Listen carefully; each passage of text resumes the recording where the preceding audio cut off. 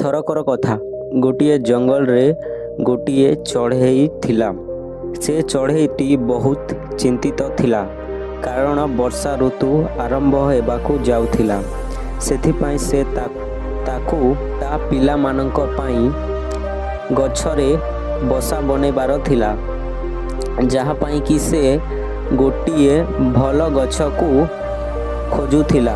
ଥରେ ସିଏ ଯେତେବେଳେ ଗଛ ଖୋଜୁ ଖୋଜୁ ଜଙ୍ଗଲରୁ ଆସୁଥିଲା, ତ ସେ ସେତେବେଳେ ନଦୀ ହୁଡ଼ା ପାଖରେ ଦିଟା ଗଛକୁ ଦେଖିଲା।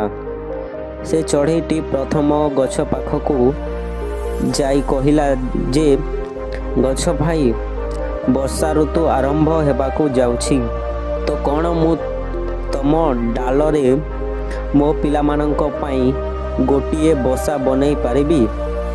ଚଢ଼େଇର ସବୁ କଥା ଶୁଣି ପ୍ରଥମ ଗଛଟି ବସା ବନେଇବା ପାଇଁ ମନା କରିଦେଲା। ତ ପରେ ସେ ଚଢ଼େଇଟି ଦ୍ୱିତୀୟ ଗଛ ପାଖକୁ ଯାଇ ଆଉ ସେ ଚଢ଼େଇଟା ରିକ୍ୱେଷ୍ଟ କରିକି ପଚାରିଲା ଯେ, ଗଛ ଭାଇ, ବର୍ଷା ଋତୁ ଆସୁଛି, ତ ସେଥିପାଇଁ ମୁଁ ଆଉ ମୋ ପିଲାମାନଙ୍କ ପାଇଁ କ'ଣ ତମ ଡାଳରେ ଗୋଟିଏ ବସା ବନେଇ ପାରିବି?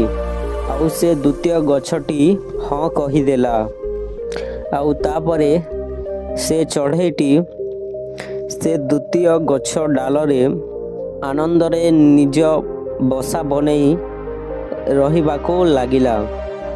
କିଛି ମାସ ପରେ ଯେବେ ବର୍ଷା ଋତୁ ଆରମ୍ଭ ହେଲା, ତ ବହୁତ ବର୍ଷା ହେଲା।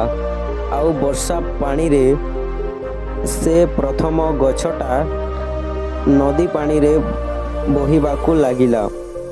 ତାହା ଦେଖି ସେ ଚଢ଼େଇଟି ସେ ପାଣିରେ ଭାସି ଯାଉଥିବା ପ୍ରଥମ ଗଛ ପାଖକୁ ଯାଇ ହସିକି କହିଲା ଯେ, ଯେତେବେଳେ ମୁଁ ତମକୁ ତମ ଡାଳରେ ବସା ବନେଇ ରହିବା ପାଇଁ ପଚାରିଥିଲି, ତ ତମେ ମୋତେ ମନା କରି ଦେଇଥିଲ। ସେଇଥିପାଇଁ ତମକୁ ଏ ଫଳ ମିଳିଛି। ତମ ସାଙ୍ଗରେ ତ ଏହା ହେବା ହିଁ ଥିଲା। ତେବେ ସେ ଗଛ ହସି ହସି କହିଲା ଚଢ଼େଇକୁ, ମୁଁ ଜାଣିଥିଲି କି ମୋ ଚେର ଗୁଡ଼ିକ ଦୁର୍ବଳ ହୋଇଯାଇଛି, ଆଉ ମୁଁ ଏଇ ବର୍ଷା ଋତୁରେ ରହିପାରିବି ନାହିଁ।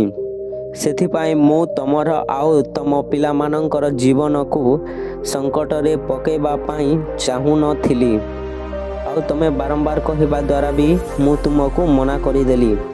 ସେଥିପାଇଁ ତମେ ମୋତେ କ୍ଷମା କରିଦେବ। ଆଉ ସେ ପ୍ରଥମ ଗଛଟା ଏହା କହିକି ନଦୀ ପାଣିରେ ଭାସିଗଲା।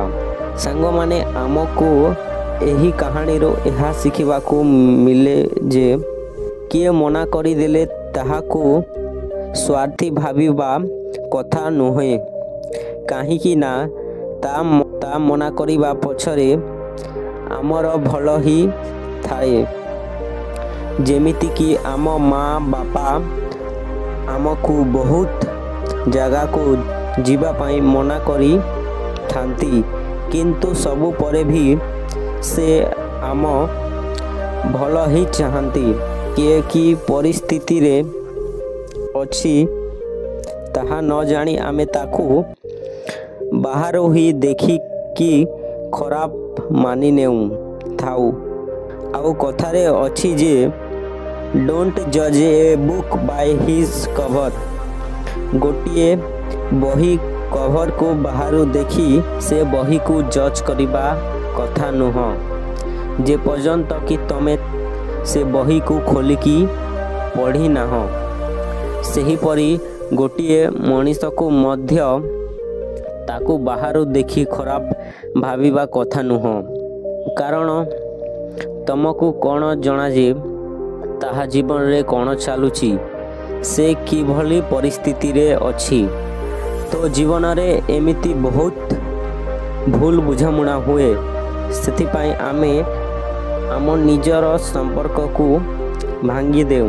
ତ ଏହା ନ ଜାଣିକି କରିବା କଥା ନୁହଁ। ତ ଏ କାହାଣୀରୁ ତମକୁ କିଛି ଶିଖିବାକୁ ମିଳିଲା, ତାହେଲେ ଭିଡ଼ିଓଟିକୁ ଗୋଟେ ଲାଇକ୍ ଆଉ ଚ୍ୟାନେଲକୁ ସବସ୍କ୍ରାଇବ୍ କରିଦେବ। ଏହିଭଳି କାହାଣୀ ଆଉ ଗୋଟିଏ ନେଇକି ମୁଁ ଆଉ ଥରେ ଆସିବି ଦେଖିବା ପାଇଁ। ଧନ୍ୟବାଦ।